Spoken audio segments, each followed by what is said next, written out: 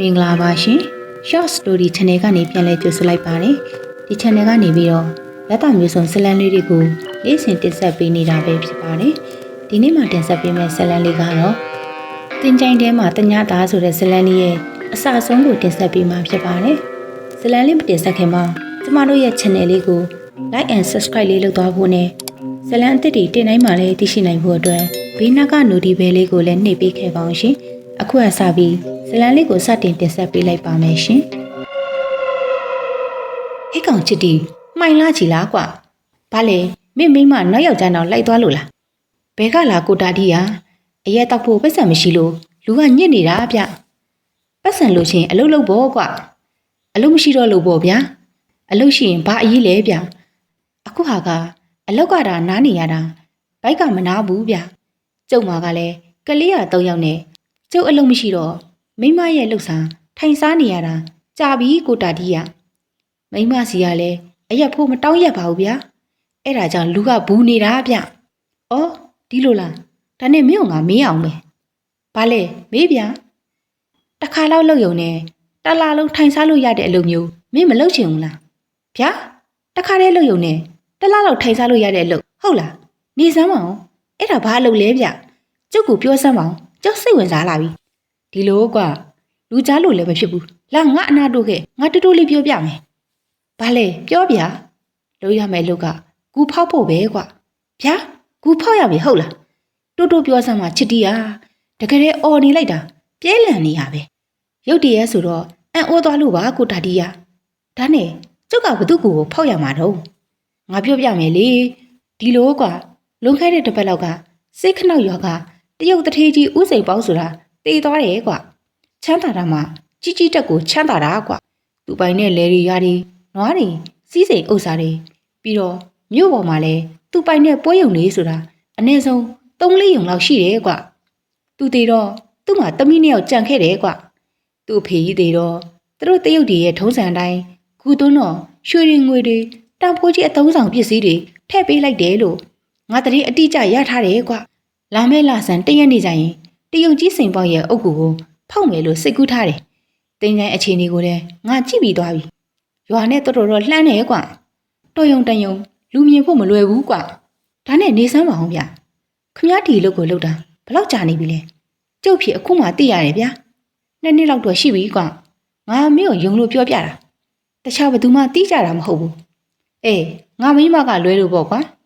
ခမည်းမိမမခင်စင်ရမတားဘူးလားဗျအစကတော့တားတာပေါ့ကွာနောက်တော့ငွေရမှန်းသိလို့မပြောဘဲအသာနေနေတာကွာအေးဒါပေမဲ့ဒီအလောက်ကဥပဒေနဲ့မလွတ်ကင်းတော့အတော်တော့တတိထားရမယ်ကွာနေစမ်းမအောင်လူသေးကောင်ထဲတဲ့အုပ်ကူကိုဖောက်တာဥပဒေတွေဘာတွေရှိသေးတာလားဗျရှိတာပေါ့တတရအဲ့ဒါကြောင့်လူသိမခံပဲခိုးလို့ရတာပေါ့ခမည်းပြောတာစိတ်တော်ဝင်စားတယ်ဗျအိမ်မှာလက်ရနဲ့နေရတာကြာလာတော့ပြင်းလာပြီအတွေ့အကြုံလေးပါလေးရအောင်ခမည်းနဲ့ကြုတ်လိုက်ခဲ့ပဲဒါပေမဲ့နှုတ်လုံဖို့တော့လိုမဲကွာဒါတော့စိတ်ချကိုတာဒီဘသူ့မှာပြောမပြဘူးအိမ်ကမိန်းမတိတ်ခင်အောင်မသိစေရဘူးဟုတ်ပြီလားငါမင်းကိုယုံပါတယ်ကွာဒါပေမဲ့နောက်ထပ်တတိထားရမှာကမင်းတရေကြောက်တက်လားတရေကိုတော့ကြောက်တရေလည်းမဟုတ်ဘူးမကြောက်ဘူးရေလည်းမဟုတ်ဘူးမြင်လည်းမမြင်ဘူးတခါမှလည်းအချောက်မခင်ရဘူးတော့ကြောက်ငယ်မထင်ပါဘူးဗျာအေးဒါလည်းအရေးကြီးတယ်တရေကြောက်လို့မရဘူးတို့လုပ်ငန်းကထွက်ပြေးတာတွေဘာတွေဖြစ်ရင်ပရလောကစီးပေါက်ပြီးတော့အကုန်ပယံပရာတွေဖြစ်တတ်တယ်ကွာဒါဖြစ်လာဆန်းတရက်နေကြရင်ဘယ်မှာစုံကြမလဲကိုဖိုးအေးရဲ့ထန်းတော်မှာစုံမယ်ကွာရော့ဒါကလောလောဆယ်မင်းအတွက်အရက်ဖို့ကျေးဇူးပါကိုတာတီးရအေးငါသွားပြီဟဲ့ကိုတာတီးထွက်သွားတော့ကိုချစ်တီးလဲကိုတာတီးပေးသွားတဲ့ပတ်စံနဲ့အရက်ဆိုင်တို့ထွက်လာခဲ့လေတော့တယ်လာဆန်းတရက်နေတို့ရောက်လာခဲ့တဲ့အခါချစ်တီးနဲ့တာတီးလဲချိန်ထားတဲ့အတိုင်းကိုဖိုးအေးရဲ့ထန်းတော်မှာထိုင်းရည်တောက်ရင်အချိန်ဖြုံးနေလိုက်ကြတယ်။နွားရိုင်းသွင်းချိန်ရောက်မှရွာမထွက်လာခဲ့ကြတယ်။မိမိတို့ရွာနဲ့စိတ်ခဏရောက်ကခြေရှင်သွားမယ်ဆိုရင်အနည်းဆုံး1 နာရီခန့်မင်းကြတယ်။စိတ်ခဏရောက်ကိုည9 နာရီကျော်ရင်ရောက်မယ်လို့ခန့်မှန်းထားကြလေတယ်။ကိုတာတီမေးပြရစီအောင်။ကူဖောက်ဖို့အတွက်တူရယ်တစုရယ်တန်တူရည်ရယ်ကယူတာကဟုတ်ပါပြီ။လက်ထဲကအရက်ပလင်းနဲ့ကြက်ကြောက်ကရောဘာလို့ပို့လဲဗျ။မင်းနားလေအောင်ရှင်းပြရရင်မင်းမိမသွားတောင်းတော့ကတော့ဝဲပါတယ်မလားပါတယ်လေအခုဟာနဲ့ဘာဆိုင်လို့လဲ ဆိုင်နာဘောကွာသူ့တဘာသားသမီးကိုတွားပြီးတောင်းရရင်ကတော့ပွဲပါမှလူကြီးမိဘတွေကကျင်းနဲ့ကြတယ်မဟုတ်လားအခုဟာလေဒီအတိုင်းပဲတင်းချိုင်းတဲ့ကဖြစ်စီကိုတွားယူကြမှာဆိုတော့တင်းချိုင်းကိုစောင့်ကြတဲ့ပုံကိုယ်တွေကျင်းနဲ့အောင်တင်မြောက်ရတဲ့သဘောပဲချစ်တီကအော်ကျုံနားလေပြီဒါမှငါတို့လုပ်တဲ့လုပ်ငန်းကိုအနောက်အရှက်ကင်းကင်းနဲ့လုပ်လို့ရမှာကွာကဲအချိန်လည်းမရှိတော့ဘူးခတ်တက်တော်လေးတွားကြတာပေါ့တာတီးနဲ့ချစ်တီလည်းစိတ်ခဏရွာတင်းချိုင်းကိုရောက်ရန်ခက်မြင်မြန်ပဲရှောက်လာခဲ့ကြတယ်ယောက်ျားလေးခြေလန်းနေကြောင်းတိတ်မသွားလိုက်ရပဲမကြခင်စိတ်ခဏရွာတင်းချိုင်းကိုရောက်လာခဲ့ကြတယ်ချစ်တီးရေဒါစိတ်ခဏရွာတင်းချိုင်းပဲကွာလာတင်းချိုင်းထဲသို့ဝင်မယ်လို့ရုတ်တရက်ထအူလိုက်တဲ့ခွေးဥတန်းကြောင်းချစ်တီးရဲ့ခြေလန်းနေဟာတုံ့ကနေရက်သွားတယ်ချစ်တီးဘာဖြစ်တာလဲကွာခွေးဥတန်းကြားလိုက်လို့ပါခွေးဥတန်းကြားတာစမ်းသလားကွာလာစမ်းပါမင်းရလဲဟုတ်ကိုတာတီးကဇွတ်ခွန်နေတဲ့ဖြင့်ချစ်တီးလဲကိုတာတီးရဲ့နောက်မှာလိုက်လာခဲ့တယ်ခဏနေအောင်ချစ်တီးကိုတာတီးကပြောတဲ့ဖြင့်ချစ်တီးလဲရက်ကြည့်နေလိုက်တယ်ကိုတာတီးဟာအုတ်ကူတစ်လုံးကိုရွေးပြီးထိုအုတ်ကူအပေါ်မှာအသစ်ပါလာတဲ့အရက်နဲ့ကြက်စော်ကိုဂူပေါ်ကိုတင်ပေးလိုက်တယ်အဲဒီနောက်ကိုတာတီးတယောက်လက်အုပ်ချပြီးနှစ်ဖူးမှာကတ်ထားတာပါဇက်ကတွတ်တွတ်နဲ့ရွတ်ဆိုကတိုးရှိုးတောင်းပန်နေတော့တယ်ကိုမိုင်ကြီးကဤကြက်ကြော်နဲ့အရက်ပလင်းကိုပူစော်ပါတယ်စိတ်အလိုရှိတိုင်းသုံးဆောင်တော်မူပါမိမိတို့လုပ်ငန်းကိုလည်းကျင့်နှက်ခွင့်ပြုပါအနောက်အရှက်အဟန့်အတားတွေကိုလည်းဖယ်ရှားပြီးပါကိုမိုင်ကြီးခင်ဗျအဲ့ဒီလိုတိုင်တယ်ပြီးတာနဲ့အရက်ပလင်းကိုကင်ကအရက်လေးမျက်နှာကိုနင်းနေမြပတ်လိုက်တယ်အဲ့ဒီနောက်အရက်ပလင်းကိုကြက်ကြော်နှစ်ဘေးမှာပြန်ချထားလိုက်တယ်ကဲလာရပြီချစ်တီလှုပ်เสียရှိတာလှုပ်ကြစို့ရော့တမီငါနောက်ကလိုက်ခဲ့ကိုတာတီးဟာရှေ့မှာဦးဆောင်ကသွားနေတယ်လူသေးမြုပ်ထားတဲ့မြေပုံများအုတ်ကူများရိုင်းနေနေမှာမှတ်တိုင်တွေကလည်းမီးလင်းရောင်အောက်မှာထင်ထင်ရှားရှားမြင်နေရတယ်ခွေးများတူးဆွထားတဲ့မြေပုံများထဲမှာလူသေးကောင်အယိုးတွေဟာမြင်မကောင်းအောင်ပြန့်ကျဲနေကြတယ်တင်ကြိုင်ပက်ပက်လယ်မှာရှိတဲ့တစ်ပင်ကြီးတွေဟာအမောင်ရံထဲမှာမကောင်းစိုးကြီးများအလားအုပ်မိုးထားလျက်ရှိနေတယ်အာဘာဖြစ်တာလဲချစ်တီကျုပ်ချီတော့ကိုတခုခုကဝင်တိုးသွားတယ်အထိတ်တလန့်ပြောလိုက်တဲ့ချစ်တီစကားကြောင့်ကိုတာတီလည်းဓမီးဖြစ်ထိုးပြီးရှာဖွေလိုက်တယ်ဟာဟိုမှာတွေ့လားချစ်တီမိချီတော့ကိုဝင်တိုးသွားတာတောယုံတကောင်ပါကွာကြည့်လိုက်ကိုတာတီထိုးပြတဲ့မီးရောင်အောက်မှာတောယုံတကောင်ကိုမြင်လိုက်ရတဲ့အတွက်အနှဲငယ်စိတ်သက်သာရသွားလေတယ်မကြောက်ပါနဲ့ဟိုအရှိဆိုရင်တရုတ်ကြီးစိန်ပေါက်ရဲ့အုတ်ကူကိုရောက်ပါပြီချစ်တီးဟာမကြောက်ပါဘူးကိုတာတီရဲ့ကိုတာတီယုံအောင်ပြောလိုက်ရပြီမယ်စိတ်ထဲမှာတော့တုတ်လုံနေစေဖြစ်တယ်ကိုတာတီခေါ်ဆောင်ရနောက်ကိုလိုက်ရင်တိတ်မကြလိုက်ပဲတရုတ်ကြီးဦးစိန်ပေါ်ရဲ့အုတ်ကူရှိကိုရောက်လာခဲ့ကြတယ်တရုတ်တထေးကြီးများသိဆုံးရင်အုတ်ကူအကြီးကြီးများပြစ်လောက်ကဂူသွင်းကြတာကလည်းအမှန်ပင်ဖြစ်ကြောင်းချစ်တီးတယောက်တွေ့လိုက်ရတယ်အုတ်ကူရဲ့အမြင့်မှာလူတရက်စာကန်ရှိနေချင်းကြောင့်ဖြစ်တယ်ကဲလုပ်ငန်းစလိုက်ကြဆိုချစ်တီးဘယ်ကနေစဖောက်ရမှာလဲဗျခေါင်းရင်ပိုင်းကစဖောက်ရမှာကွာပေးတူနဲ့တစုငါ့ကိုမီးခတ်အုပ်ထိုးပြဟုတ်ကဲ့ချစ်တီးလဲတန်တူရင်းကိုဘေးမှာချပြီးမီးထိုးပြလိုက်တယ်ကိုတာတီလောက်ပုံကြိုက်ပုံများကိုကြည့်ရသည်မှာအတော်ပင်ကြမ်းကျင်ပုံရတယ်ဘယ်အချိန်ဘယ်ကာလကလေးကတက်မြောက်ထားတယ်မသိသူနဲ့တစုထူးရိုက်တန်နေကြောင်းအင်္ဂလိပ်ဟာဒုက္ခနဲ့မြည်သွားလေတယ်အတန်ကြာတဲ့တိုင်အောင်အပြင်းပြင်းနဲ့ထုလိုက်ရတယ်အတန်ကြာမှာအင်္ဂလိပ်ဟာကြွာကြလာတော့တယ်တတော့အကုန်ကြခံပြီးတိတိချာချာကြကြနနစောက်ထားတာပဲချစ်တီးကအင်္ဂလိပ်ကြွာကြပြီးတဲ့နောက်မှာအတွင်းမှာအုတ်တချက်ကိုအစပေါ်သွားအောင်တစိုးဖြစ်ခွဲပစ်လိုက်တယ်အစပေါ်လာပြီးတဲ့နောက်မှာတန်တူရွနဲ့အုတ်တလုံးစီကိုခက်ခဲစွာဖယ်ထုတ်ပစ်လိုက်တယ်လူတကူစားဝန်ခန့်ဖောက်ပြက်လိုက်တယ်ရုတ်တရက်ဆွဆွဲငငယ်ထအူလိုက်တဲ့ခွေးဥတန်းကြောင့်ချစ်တီးတယောက်ကြက်တီးမွေးညင်းများပင်ထသွားရလေတယ်တင်ကြိုင်ပက်ပက်လေးကိုခေါင်းထောင်ပြီးရှာကြည့်လိုက်ရဟာဘာဖြစ်တာလဲချစ်တီးဟိုအုတ်ကူကြီးပေါ်မှာထိုင်နေတာဘာကြီးလဲဘယ်မှာလဲချစ်တီးဟိုမှာလေဗျာဟာဟေ့ကောင်ချစ်တီးမင်းကိုရှောက်မထိုးနဲ့လေကွာတော်ကြဖြစ်သွားဖြစ်လာဒီလူတယောက်မြင်သွားမှဖြစ်မင်းပြတဲ့နေရာမှာလဲဘာမှမမြင်ရပါဘူးကွာစောနကအသေးချာမြင်လိုက်ရတယ်ကိုတာတီးကအခုမှဘယ်ပြောက်သွားရလဲမသိဘူးကို့အလုပ်ကိုသာအာယုံစိုက်ဆန်းမှချစ်တီးတင်းကြိုင်းဆိုမှတော့နာနာဘာဝကတော့ရှိမှာပဲသူလဲသူ့အလုပ်သူလုပ်ကိုလဲကို့အလုပ်ကိုလုပ်ကြတာပဲကွာကြောက်နေစမ်းပါနဲ့ကွာကိုတာတီးပြောဆိုတန်တူရင်းကိုလှမ်းယူလိုက်တယ်အဲ့ဒီနောက်တန်တူရင်းထိတ်ကိုအသင့်ပါလာတဲ့ဖျောင်းတိုင်နဲ့မိထွန်းပြီးတော့တန်တူရင်းထိတ်မှာစိုက်လိုက်တယ်ပြီးတော့မှဖ ဖျောင်းနိုင်တင်ထွင်ထားတဲ့တန်တူရင်းကိုအုတ်ကူထဲသို့လှက်လန်းမိနိုင်သမျှထိုးထည့်ပြီးဟိုရွ့ဒီရွ့လုပ်နေတယ်။ကိုတာဒီအဲ့ဒါဘာလုပ်တာလဲဗျ။အတွန်းဘက်မှာလေရှိမရှိစမ်းတာကွ။လေရှိမရှိမသိပဲငါတို့ကူထဲမှာဆင်းသွားရင်အသက်ရှူချက်ပြီးတည်သွားမှာကွ။ဒီဖျောင်းတိုင်ပြီးမငြိမ့်ဘူးဆိုရင်အထဲမှာလေရှိတယ်ချစ်တီးကငါတို့ဝင်လို့ရတယ်ဆိုတဲ့သဘောပေါ့။လာဝင်ကြစို့။ကျုပ်ကောဝင်ရမှာလား။ဝင်ရမှာပေါ့ကွ။ဘာလဲမင်းကအပြင်မှာနေရှင်လို့လား။ဟင်းမနေရှင်ပါဘူးဗျ။လိုက်မှာပေါ့။ချစ်တီးလဲကိုတာဒီနောက်သို့ကမန်းကတန်လိုက်ခဲ့ရတော့တယ်။အတွင်းထဲသို့ဆင်းလိုက်တာနဲ့အပြင်ပိုင်းထက်ကျဲဝင်းနေတာကိုမြင်လိုက်ရတယ်။အခန်းကြီးရဲ့အလဲတက်မှာတော့ကြီးမားတဲ့အခေါင်းကြီးကိုမြင်လိုက်ရတယ်။ချစ်တီလာအဖုံးကိုဖွင့်ကြစို့။အခေါင်းကြီးရဲ့ပုံစံကနတ်မောင်နေပြီးတော့အသေးအချာအကြအနာလှုပ်ထားပုံရတယ်။စို့နဲ့တူပေးစမ်းချစ်တီရော့ဒီမှာကိုတာဒီဟာအခေါင်းဖုံးကြီးကိုစို့နဲ့တိတ်ပြီး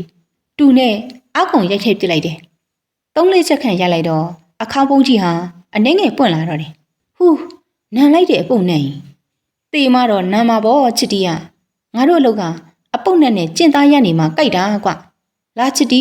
အခေါင်းဖုံးကြီးကိုဒုနှစ်ယောက်မှပြီးရွှေ့ကြရဟုတ်ကဲ့ယောက်ျားအဖြစ်အတကုံမှပြီးရွှေ့လိုက်ကြရတယ်လေးလိုက်တဲ့အခေါင်းဖုံးကြီးကွာဟုတ်ပါကိုတာတီးဟာဟိုဘက်နေရန်ကိုမိပြီးကတ်ထောင်လိုက်ဟူးလေးလိုက်တာကွာမင်းအနက်မခံနိုင်ရဲ့နောက်ဆုံးနေငါလောက်တာကြည့်ထားကိုတာတီးဟာတရုတ်မသားဥစိန်ပေါက်ရဲ့အခေါင်းထဲကိုဟိုနိုင်ဒီနိုင်လှုပ်နေလေတယ်အဲ့ဒီနောက်လွယ်အိတ်ထဲကပလျာကြီးကိုထုတ်ပြီးဥစိန်ပေါက်ရဲ့ပါးစပ်ထဲမှာသွားများကိုတစ်ချောင်းပြီးတစ်ချောင်းနှုတ်ယူလေတယ်ကိုတာတီးအဲ့ဒီသွားတွေကိုဘာလို့ဖို့နှုတ်နေတာလဲဗျဒါရိုးရိုးသွားတွေမဟုတ်ဘူးကွရွှေသားစစ်စစ်နဲ့လှုပ်ထားတဲ့ရွှေသွားတွေကွတစ်ချောင်းကိုအနည်းဆုံး၄မှတ်သားလောက်ရှိတယ်အခုခေတ်ရွှေစင်းနဲ့ဆိုရင်မနှဲဘူးကွ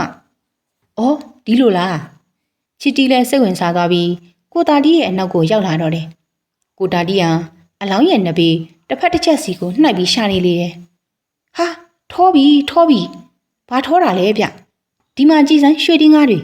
ပြန်ရောက်ရင်တပြားကိုအနည်းဆုံးရကနန်းရှိတယ်ကွကိုတာတီးဟာပြောဆူလွယ်အိတ်ထဲကိုထည့်နေလိုက်တယ်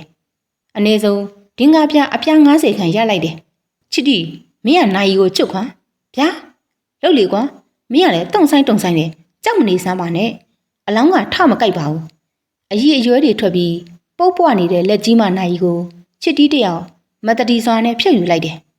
အဲ့ဒါအကောင်းစားနိုင်ကြီးကွာလက်ပတ်ကလည်းရွှေသားစစ်စစ်နဲ့လှုပ်ထားတာချစ်တီးကဟုတ်ကိုတာတီဟင်ဘာတန်ကြီးလဲကိုတာတီမသိဘူးကွာရီးတန်လူတော့ကြားလိုက်တယ်သွားကြရအောင်ဗျာနေအောင်ကွာအခေါင်းပုံးကိုပြန်ပေးရအောင်မယ်လေနေရမှာကတ်ထောင်ထားတဲ့အခေါင်းပုံးကြီးကိုမရွှေ့ပြီးအခေါင်းကြီးအပေါ်သို့ပြန်ပြီးဖုံးထားလိုက်တယ်ခွေးဦးတန်ကြီးဟာကျုပ်တို့အပေါ်ကနေဦးနေသလိုပဲကိုတာကြီးဟာမဟုတ်ပါဘူးကွာမင်းစိတ်ထင်လို့နေမှာပေါ့အပေါ်ပြန်တက်ကြစို့ဟုတ်ကိုတာတီးအနောက်မှာကက်ကအပေါ်သို့ပြန်တက်လာခဲ့ကြတယ်ဟာကိုတာတီးဟိုမှာဘာလဲကွာဟင်ချစ်တီးလည်းညိုထိုးပြီးပြတဲ့နေရာကိုကြည့်လိုက်တော့ကိုတာတီးတယောက်မျက်လုံးပြူးသွားရလေတယ်တရုတ်ကြီးဥစိန်ပေါက်ရဲ့ကူပေါ်မှာခါထောက်ပြီးမတ်တက်ရက်နေတဲ့တရဲမကြီးကိုမြင်လိုက်ရတယ်ကျွန်တော်ဆွတ်ခပြောတဲ့မိန်းမကြီးဟာသူ့ပဲကိုတာတီးငါပိုင်နဲ့ထဲကိုလာပြီးငါ့ကိုခွတ်မတောင်းပဲလုံဝင်သလားဟေ့နင်ဘယ်သူလဲကောင်မငါ့ကိုပြောစမ်းဘာလို့ငါတို့ကိုလာနှောက်ရှက်နေတာလဲဂူဖောက်စားတဲ့ကောင်ကငါဘယ်သူလဲမသိဘူးလားနင့်ကိုစောင့်ကြည့်နေရကြပြီလောက်ခွင့်မသာသေးလို့ငြိမ်နေရတာအခုငါပိုင်နဲ့ထဲကိုရောက်လာပြီဆိုတော့နင့်ကိုအလွတ်မပေးနိုင်ဘူးအကောင်ငါနာမည်ကိုမသိခင်မှတ်သွား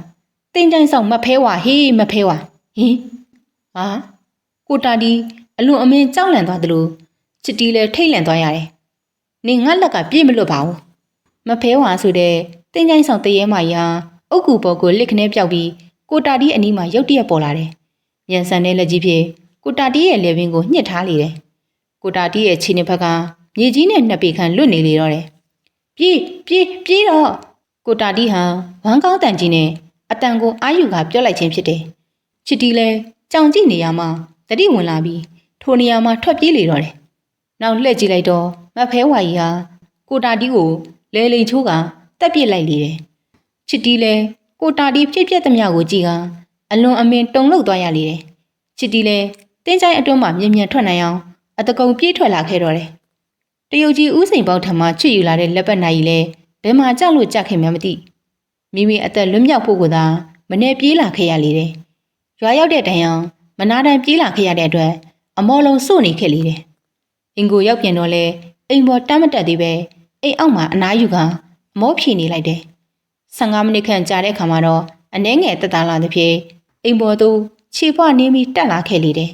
ဖျားစင်မရေမန်းကိုအနှဲငယ်ယူတောက်လိုက်မှကြောက်ရွံ့နေတာကအနှဲငယ်စိတ်သက်သာရသွားလေတယ်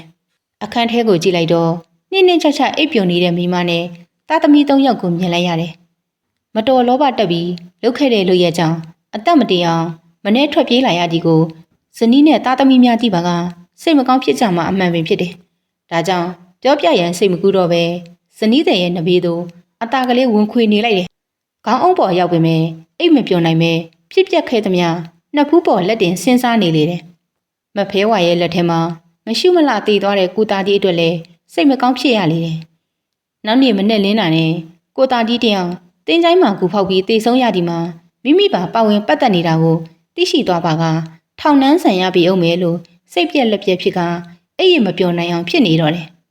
တညာလုံးတောင်သွေးမြောက်တွေတွေးရင်းနဲ့မိုးလင်းခဲ့ရလေတယ်ကိုချစ်တီထပါအောင်ဘာတော့မိမရပြောစရာရှိတော့ဘာလဲပြောလေစိတ်ခဏရွာတင်းချိုင်းမှာကိုသားကြီးအသက်ခင်ရလို့တဲ့ဟုတ်လားဟုတ်တယ်နောက်ပြီးပြောကြတာတော့တရုတ်တထေးကြီးဦးစင်ဘောရဲ့ကူကြီးဟာအဖောက်ခံထားရတယ်တဲ့အသက်ခံရတဲ့ကိုတာတီရဲ့လွှဲအိတ်ထဲမှာလဲတရုတ်ကြီးဦးစင်ဘောရဲ့ပစ္စည်းတွေကိုလည်းတွေ့တယ်တဲ့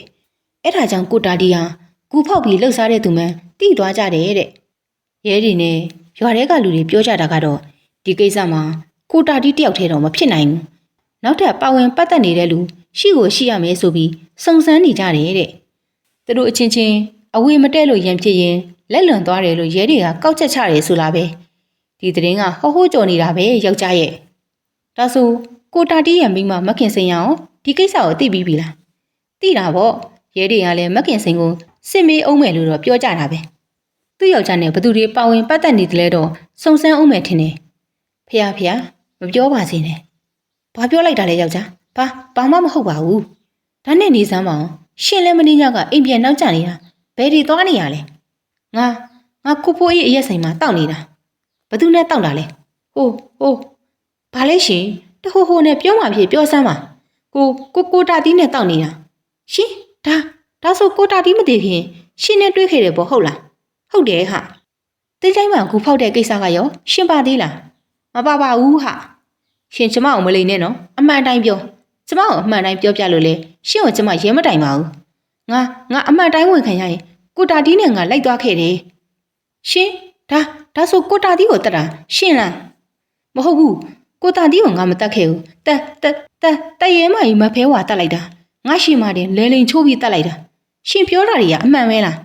ငါဖះစုကြိမ်ပါတယ်ဟာငါကိုတာတီးကိုမတတ်ခဲ့ပါဘူးအစဆုံးရှင်းပြမယ်ဒီလိုဟာကိုချစ်တီးဟာမိမဖြစ်သူကိုဖြစ်ချောင်းကုံစင်ပြောပြလိုက်တယ်ဖះမတိကောင်းမပြောက်ကောင်းရှင်ကျမကိုပြောပါတော့လားအစကတည်းကငါအရက်တောက်ချင်လို့ဆိုပြီးကျမကိုပြောရင်ရှင့်ရက်ဖို့ကိုကျမပေးမှာပေါ့အခုတော့တရေတက်တာခံရတော့မလို့နောက်ကိုအဲ့လိုအလုံးမျိုးမလုပ်ပါနဲ့ကိုချစ်တီးရဲ့ရှိတူမရှိတူပေါ့ရှင်အလုံးမရှိတဲ့တော့တင်ကျမရှာရွေးနိုင်ပါတယ်တော့ငါမားတာပါဟာလောဘဇောတက်ပြီးတိုက်သွားမိတာငါမားတာပါဒါနဲ့ဒါကအရေးမကြီးသေးဘူးကိုသားတီးမိမမခင်စင်ရဒီအကြောင်းကိုသိလို့ရဲကိုဖွင့်ဟလိုက်မယ်ဆိုရင်ရှင့်ကိုရဲတွေကလာဖမ်းကြလိုက်မယ်ဘယ်လိုလုပ်ကြမလဲငါလည်းမသိတော့ပါဘူးဟာမခင်စင်ကတော့ဖို့မပြောပါစေနဲ့လို့ပဲဆူတောင်းနေရမှာပဲဖះမခင်စင်တယောက်ဒီကိစ္စတွေကိုအမှန်တိုင်းမပြောပါစေနဲ့ဖះကိုချစ်တီးနဲ့မသိမ်းခင်လဲပါဇက်ကနေတဖွာဖွာဆူတောင်းနေမိတော့တယ်ညနေဆောင်ရောက်တော့ကိုတာတီးရဲ့မိမခင်စင်တယောက်ကိုချစ်တီးအိမ်တို့မလာစဖူးရောက်ချလာတယ်မခင်စင်ကိုမြင်လိုက်တာနဲ့ကိုချစ်တီးနဲ့မသိမ်းခင်ရဲ့ရင်ထဲမှာဒိန်းကနေဖြစ်သွားကြတယ်မခင်စင်ပါလားမလာစဖူးအလားထူးလို့ဘာကိစ္စများရှိလို့ပါလဲငါယောက်ျားတော့တေးပြီးငါလည်းကလေးနှစ်ယောက်နဲ့မုတ်ဆိုးမဖြစ်ခဲ့ပြီးသိမ်းခင်ငါယောက်ျားရဲ့အလောင်းကိုလည်းစစ်ရှက်ယူပြီးမြို့မှာပဲတကြိုခဲ့ရတယ်အလောင်းကိုစစ်ဆေးကြည့်လိုက်တော့လူသက်သမားနဲ့ပတ်သက်တဲ့တက်တီဘာအထောက်ထားမှမရတယ်လို့ဘလို့မှလည်းအဖြေရှာမရကြဘူးလေပင်ယူကျိုးတာတခုပဲအဖြေရှာလို့ရကြတယ်သူတို့ကတော့ငါ့ဟိုဒီကိစ္စမှာဘသူတွေပါဝင်ပတ်သက်နေလဲဆိုပြီးအမျိုးမျိုးစစ်ဆေးမေးမြန်းကြတယ်ဒါပေမဲ့ငါဘာမှမသိဘူးပဲဖြေခဲ့တယ် တကယ်ပဲမသိတာလားတမင်မသိချင်အောင်စောင့်ခဲ့တာလားမခင်စိန်ဒီကိစ္စမှာမင်းပါမယ်ငါသိရဲ့ချစ်တီငါယောက်ျားကအားလုံးကိုပြောပြပြီးမှအိမ်ကနေထွက်သွားတာဒါဆိုမခင်စိန်ကဘာလို့အမှန်တိုင်းမပြောခဲ့တာလဲကိုချင်းစာလို့ပေါ့အေးငါအမှန်တိုင်းပြောလိုက်ရင်နင်းယောက်ျားလည်းထောင်ကြမယ်နင်းလည်းကလေး3ယောက်နဲ့ဒုက္ခရောက်မယ်ငါလိုဖြစ်မှာဆိုလို့ငါတမင်မပြောခဲ့တာကျေးဇူးတင်ပါတယ်မခင်စိန်ရဲ့မခင်စိန်သာကိုချင်းမစားခဲ့ရင်ကျမယောက်ျားလည်းထောင်ထဲရောက်နေလောက်ပြီဟုတ်ပါတယ်မခင်စိန်ရဲ့ကျွန်တော်တို့ကိုအခုလိုကူညီတာကျေးဇူးတင်ပါတယ်ဗျာအဲ့ဒီကျေးဇူးကိုတသက်လုံးမမေ့ပါဘူးဗျာငါတခုပြောချင်တာကတော့နောက်ကိုဒီလိုအလုပ်မျိုးဘယ်တော့မှမလုပ်မိစေဖို့ပဲငါမှားခဲ့ပါရစေစိတ်ချပါမခင်စိန်ရဲ့ကျွန်တော်ဘယ်တော့ခါမှဒီလိုအလုပ်မျိုးမလုပ်စေရပါဘူးလို့ဂတိပေးပါတယ်အခုဖြစ်ခဲ့တဲ့ဖြစ်ရဟာလဲကျွန်တော်သိတဲ့အထိကျွန်တော်ရင်ထဲမှာဆွဲမြဲနေတော့မှာပါဗျာကဲငါပြန်တော့မယ်နော်ဟုတ်ကဲ့မခင်စိန်နှုတ်ဆက်ပြီးထွက်သွားတဲ့မခင်စိန်ကိုကြည့်ကကိုချစ်တီးတို့လင်မယားနှစ်ယောက်စိတ်မကောင်းဖြစ်နေကြလေတော့တယ်ချစ်ပရိသတ်များရှင်ဒီနေ့မှတင်ဆက်ပေးခဲ့တဲ့တင်ကြိုင်ထဲမှာတညတာဆိုတဲ့ဖြစ်ရမှန်ဇလန်းလေးကတော့ဒီနေရာမှာပဲပြီးဆုံးသွားပါပြီနောက်ရက်များမှာလည်းဒီလိုဇလန်းကောင်းလေးတွေကိုနေ့စဉ်တင်ဆက်ပေးမှာဖြစ်တဲ့အတွက်ကျမတို့ရဲ့ channel လေးကိုစောင့်မျှော်လို့နားဆင်အားပေးခဲ့ပါအောင်ရှင်ဒီနေ့မှနားဆင်အားပေးခဲ့ကြတဲ့ပရိသတ်တဦးတယောက်ချင်းစီတိုင်းကိုအထူးပင်ကျေးဇူးတင်ရှိပါတယ်ရှင်